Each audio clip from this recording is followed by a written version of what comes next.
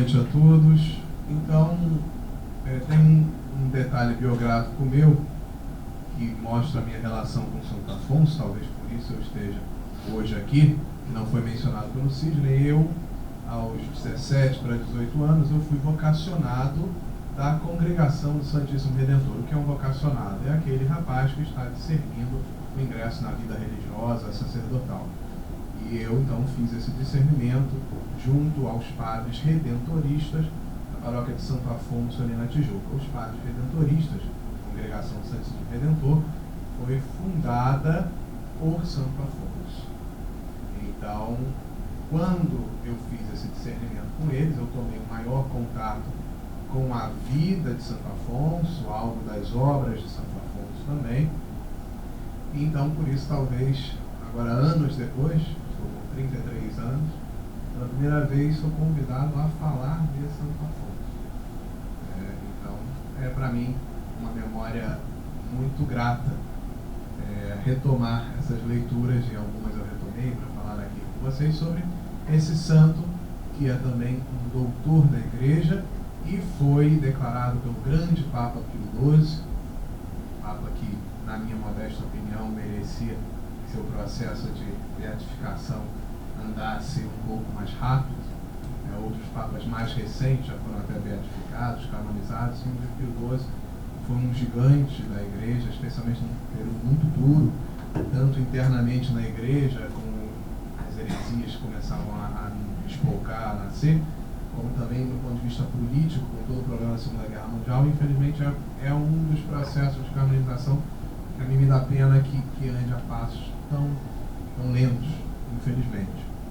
Mas a Divina Providência saberá recompensá-lo na vida eterna. Certamente já deve estar recebendo a recompensa. Mas Pio XII, então, em 1950, ele proclama Santo Afonso Maria de Ligório o padroeiro de todos os confessores e de todos os moralistas. E aqui não entendamos moralista no sentido corriqueiro que temos em português. Moralista, na tradição católica, é aquele que se dedica ao estudo da teologia moral.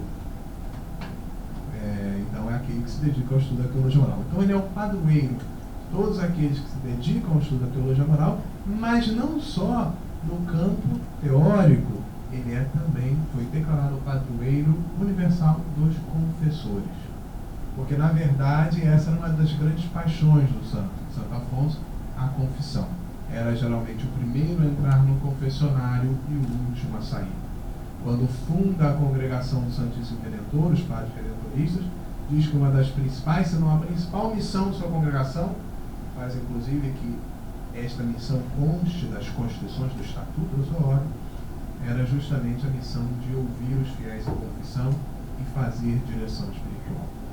Então, Santo Afonso também era um homem que passou a vida inteira devotada também a pessoas mais simples. Ele teve um primeiro convite para ser bispo da cidade de Nápoles, onde ele nasceu, e ele recusou.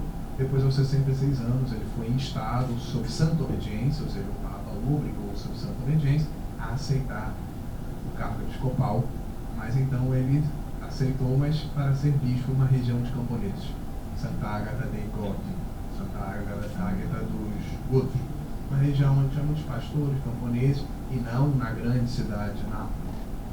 Então é um homem que se dedicava a ouvir desde pessoas rudes, também nobres, porque ele era nobre. Ele nasce em 1696 e morre em 1787. Então ele vive quase 90 anos, nasce em 27 de setembro, sei da data porque eu nasci em 17 de setembro, só somando mais 10 dias, e falece em 1º de agosto de 1787. Também sei, porque como fui vocacionado redentorista, sempre 1º de agosto uma grande festa, é o dia do santo, o dia do falecimento, ou como gostamos de dizer na igreja, o dia do trânsito para o céu, o dia do seu nascimento para o céu, o dia da morte, que então se comemora Santo Afonso, 1º de agosto.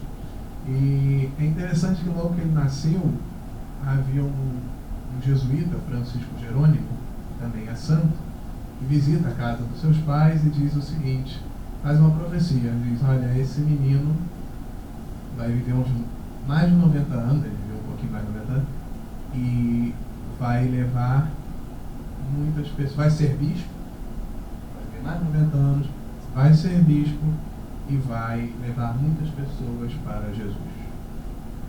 E, curiosamente, foram canonizados ambos juntos, em 1839. Francisco Jerônimo, jesuíta, que era alguns anos mais velho que ele, e Santo Afonso, em 1839.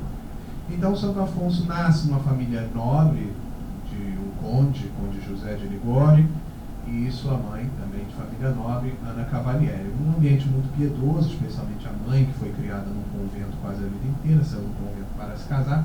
E a grande preocupação da mãe, sobretudo da mãe, era dar uma educação cristã a seus filhos, que fossem homens e mulheres tementes a Deus. Tanto é que foram 7 irmãos, dos quais 2 apenas se casaram, os outros seguiram a vida sacerdotal ou religiosa. Então viviam um ambiente de muita piedade. Mas, para além da questão da piedade, era alguém com dotes humanos muito claros. Ele era, desde muito cedo, o pai colocava-o para praticar cravo, uma média de 3 horas por dia, com doutores. O sistema de ensino dele foi de tutoria privada em casa, então o pai pagava alguns dos melhores tutores. Então ele tocava o cravo como virtuoso, já com 12, 13 anos, compunha poemas, compunha músicas, inclusive o canto mais conhecido, popular, de Natal na Itália até hoje é de Santo Afonso, se chama Tu scendi dalle stelle. Ele já virou a missa do Galo, já há muitos anos, ela sempre termina a procissão de saída, a procissão final sempre termina com esse canto. Tu scendi dalle stelle, o re del cielo, e vieni in una grota al freddo gelo. Esqueci de falar que o Vitor era cantor.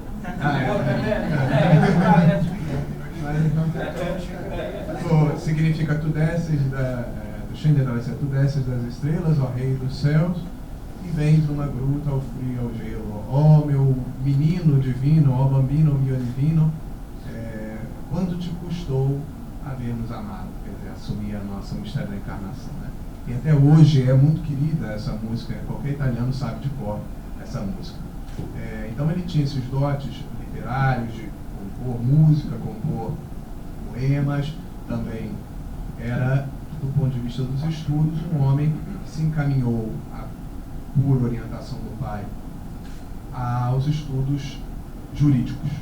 Então ele teve uma dispensa para ingressar mais jovem na faculdade de Direito. À época estudava-se então ambos os direitos, o direito civil, o direito estatal e o direito canônico. E aos 16 anos, então, ele se doutora, ele completa o curso, doutorado em Direito Civil e Canônico. Inclusive, há uma anedota que diz que a peruca que se usava à época, né, até hoje na Inglaterra ainda se usa, nas profissões jurídicas, que era tão grande que chegava quase no pé dele, porque ele era de baixa estatura. Ele sempre foi um homem mais franzino, com problemas de saúde. Inclusive, se vê nas fotos dele mais velho, ele sempre com a cabeça curvada, ele tinha um problema seríssimo de coluna, tinha uma asma, tinha uma saúde muito míope, bastante míope. Então ele era um homem, mas era um homem com uma capacidade de trabalho impressionante. 2 dos padres que trabalharam com ele na composição dessa obra que estamos a editar, Teologia Moral, chegaram a falecer, disse que de estafa, que não aguentavam seguir o ritmo de Santo Afonso. Chegava a trabalhar às vezes 16 horas por dia, entre trabalho pastoral, confissões e compor a obra. Ele compôs a obra de 1743 até 1748, então durante 5 anos ele disse que dedicava 8 a 10 horas por dia, durante esses 5 anos, à composição da obra. É uma obra que, antes de tempos de internet, que é muito fácil hoje copiar e colar, procurar palavra-chave, antes de tempos de internet ele citou 749 autores. 749 autores da sua obra. Então é realmente um trabalho de fôlego. Poderão ver isso, a edição que está sendo traduzida com notas, não é? Inclusive com notas. Então poderão ver o grande trabalho de fôlego, de comparação das mais diversas fontes. Só que, como disse o Sidney, sempre tem um norte. Olha, o principal norte, você vê nas opiniões, vocês verão isso no livro, é Santo Tomás. O que é que Santo Tomás diz? Primeiro fala, o que é que Santo Tomás disse nesse ponto? Santo Tomás disse isso. Vamos ver o que os outros disseram, mas ele dá um lugar de destaque a Santo Tomás. Não só nos seus estudos teóricos, mas na prática, quando compõe as constituições ou o estatuto da congregação redentorista, ele diz então que a teologia escolástica tomista deveria ser seguida. Que na época se chamava teologia escolástica, talvez hoje na classificação moderna chamaria de teologia dogmática ou algo assim. De fato Santo Tomás deveria ser estudado pelos seminaristas, pelos irmãos e pelos seminaristas que seriam sacerdotes da congregação do Santíssimo Redentor.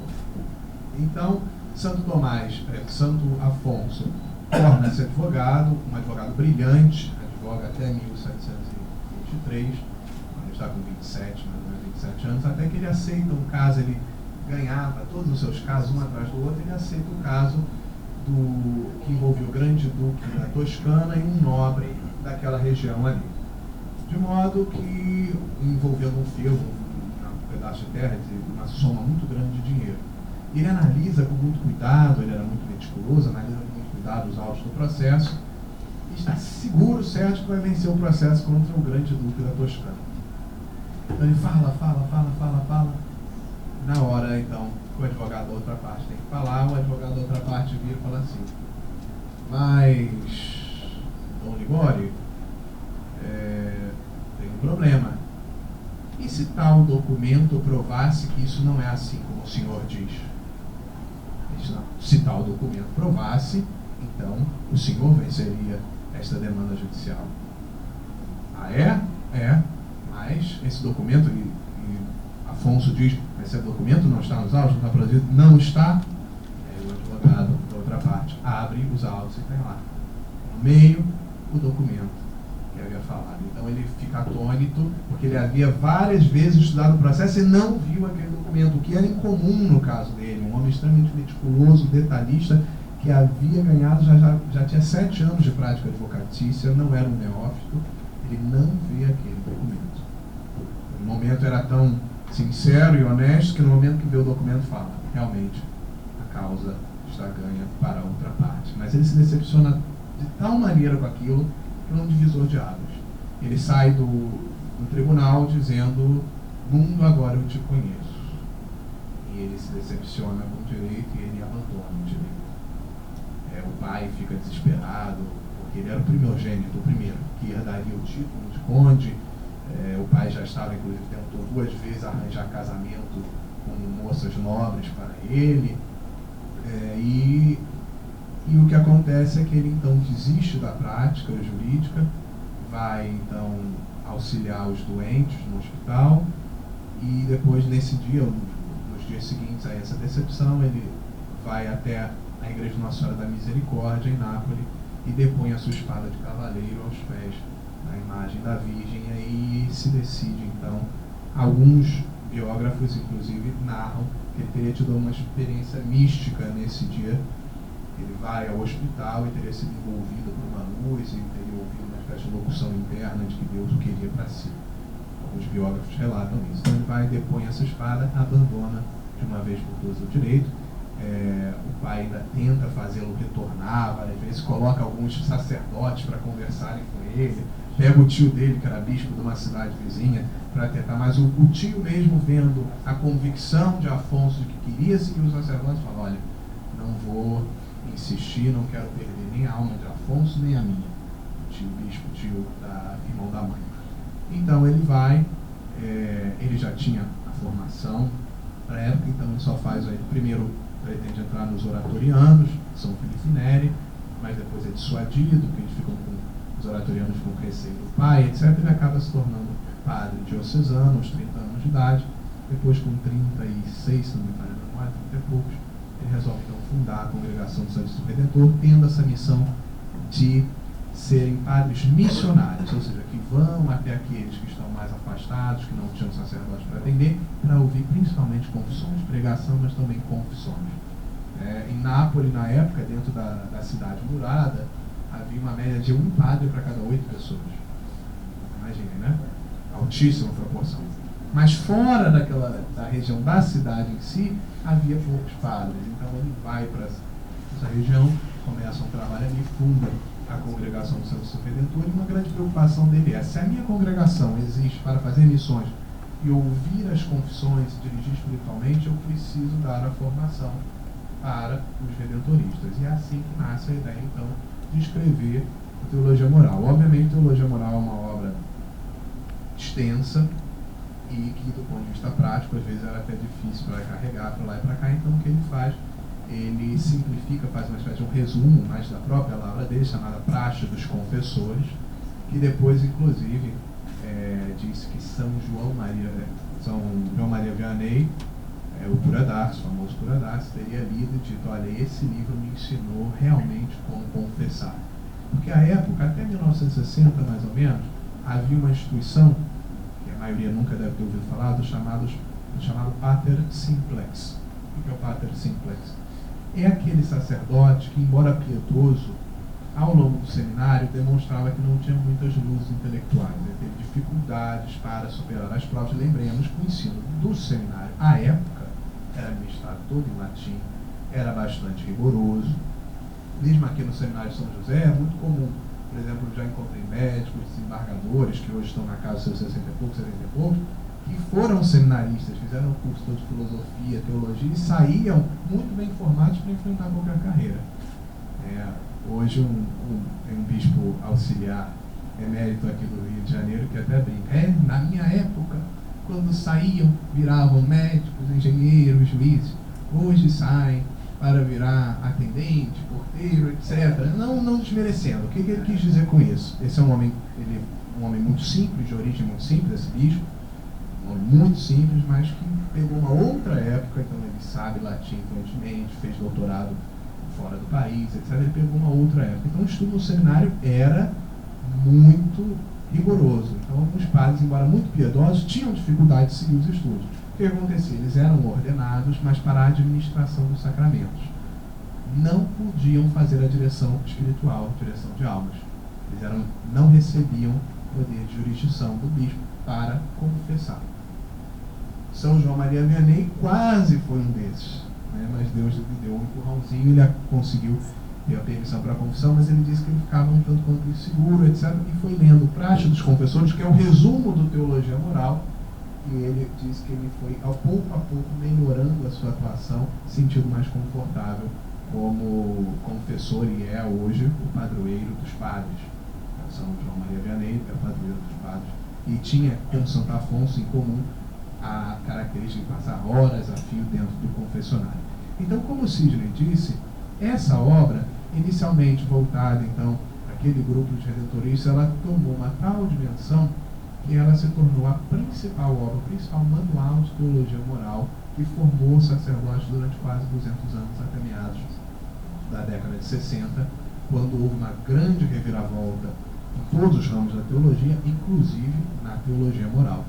Então, Santo Afonso passa a ser visto como algo datado, como algo ultrapassado, infelizmente pelos seus próprios filhos, ou seja, pela congregação redentorista, que então muda o seu modo de fazer. A congregação redentorista até hoje é muito ligada ao estudo da teologia moral, mas para se ver como essa situação mudou, hoje talvez o manual mais famoso entre os redentores de teologia moral é de um padre chamado Marciano Vidal. Padre esse que teve a sua obra, assim, 3 ou 4 volumes, depende da edição, Teologia Moral, condenada pela Congregação para a Doutrina da Fé, e ela até pode ser publicada, mas deve ter uma advertência na frente que ela não pode ser tomada como livro-texto no seminário. Obviamente, alguns seminários não obedecem essa diretriz da Congregação para a Doutrina da Fé, que à época já era capitaneada pelo então cardeal Joseph Ratzinger, né? Então, veja, Marciano Vidal, existe a notificação dizendo que não se ensine. E ele era filho, né, da congregação redentorista, daquele que, no outro extremo, foi recomendado sua obra, a obra de Santo Afonso foi recomendada por nada mais, nada menos que 12 papas até Pio XII. Então, disse inclusive que o Papa Pio IX, o Beato Pio IX, grande Papa do século XIX, também muito mal compreendido, também outro muito mal compreendido, acho que segurou as rédeas do movimento liberal dentro da igreja e fora da igreja, do liberalismo que atacava fortemente, especialmente a maçonaria, atacava fortemente a igreja. Então, disse que uma vez que ele foi fazer peregrinação, estava ali perto de Nápoles, foi peregrinar o túmulo de Santo Afonso, que já era santo desde 1839, que ele teria inclusive pedido para abrir e trocarem um dos anéis do santo com o anel dele, que ele queria levar para si. Não sei se é uma lenda piedosa, mas que ele teria levado consigo um dos anéis do santo, deixou o anel pontifício, levou o anel do santo para si. E um outro papa, não lembro qual agora, teria inclusive, quando abriram o ataúde, o caixão de Santo Afonso, pediu uma relíquia que mandasse a Roma os 3 primeiros dedos da mão direita, mão com a qual ele escreveu tantas obras a favor da Igreja, de Nossa Senhora e da Virgem Maria. Então esses 3 dedos foram levados para Roma como relíquia, né? Um apreço que os sumos pontífices tinham pela figura de Santo Afonso Maria de Ligório.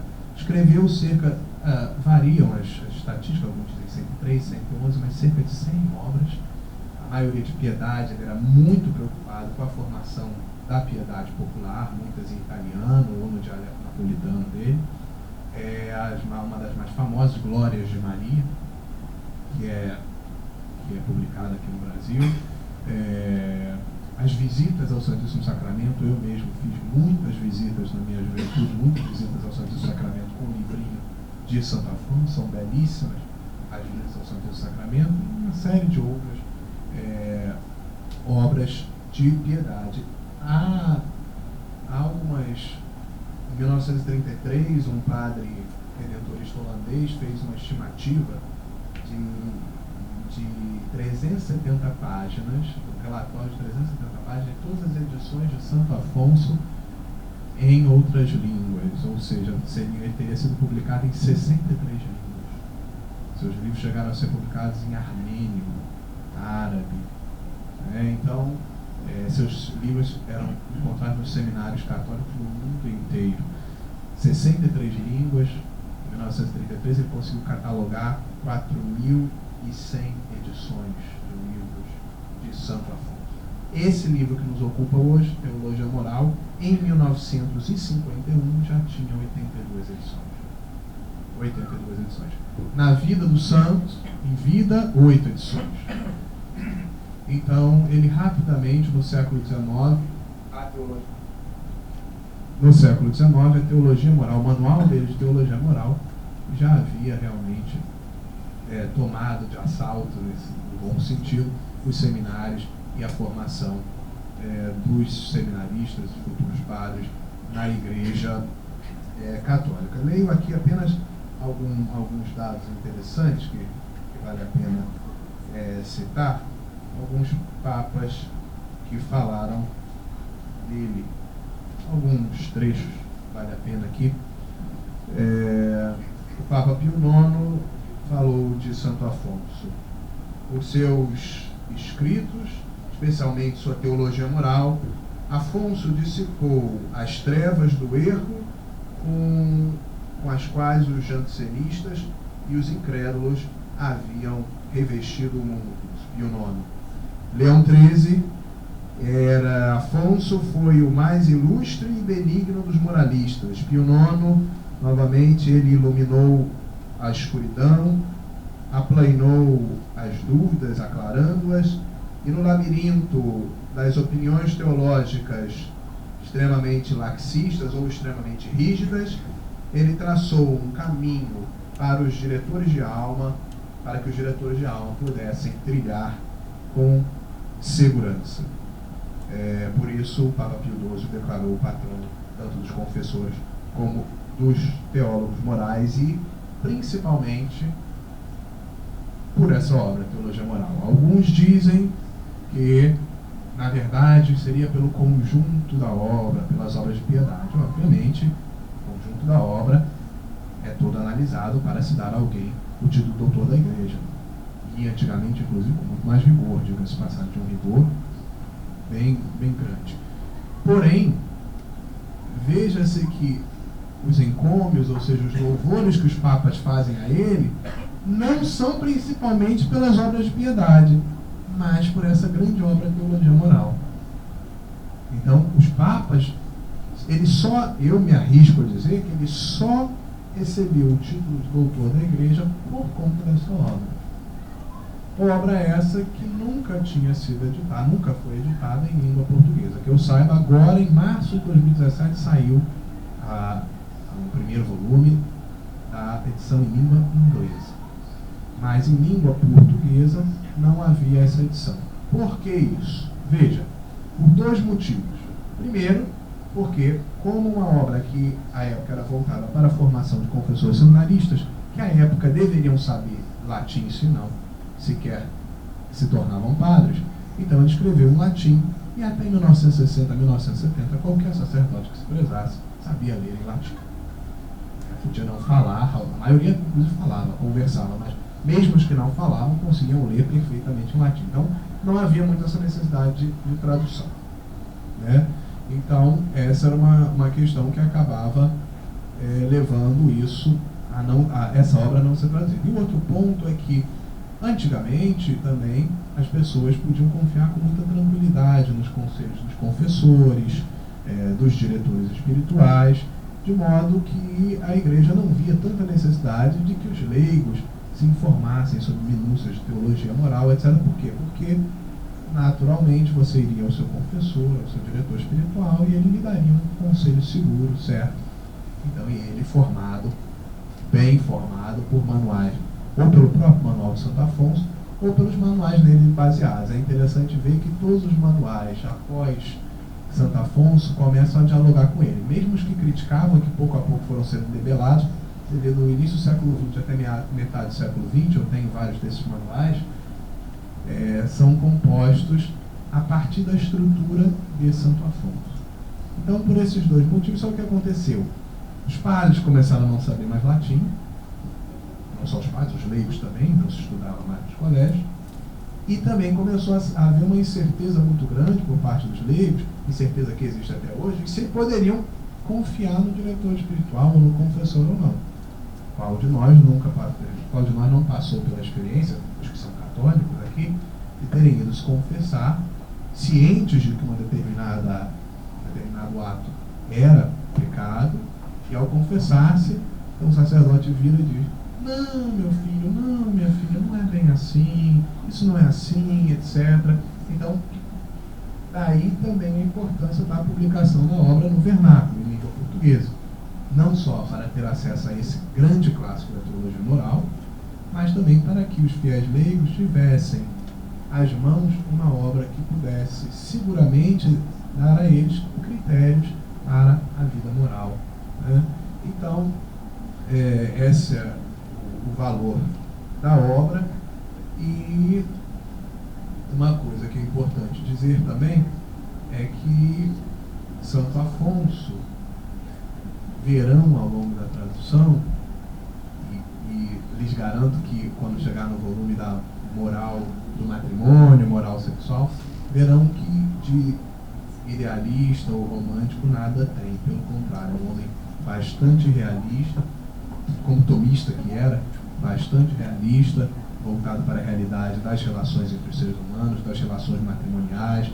Então é uma leitura que realmente tem muito a contribuir em tempos em que muitas vezes os leigos têm que buscar formação sozinhos, etc. E infelizmente nem sempre podem contar com uma guia muito segura. E aqui não é uma crítica a A, B ou C, mas é uma crítica talvez a um estado de coisas em que aqueles que, por graça divina, recebem o sacramento da ordem para guiar as almas, também às vezes estão tanto quanto confusos. De modo que, nesse momento, a teologia moral vem como uma iniciativa para colocar nas mãos dos leigos esses interessantes critérios. Acho que com isso falei algumas coisas interessantes. Realmente eu gosto muito, tenho um carinho muito grande por Santo Afonso, teria muito a falar. Vou passar agora a palavra ao meu caríssimo e dileto Nogueira.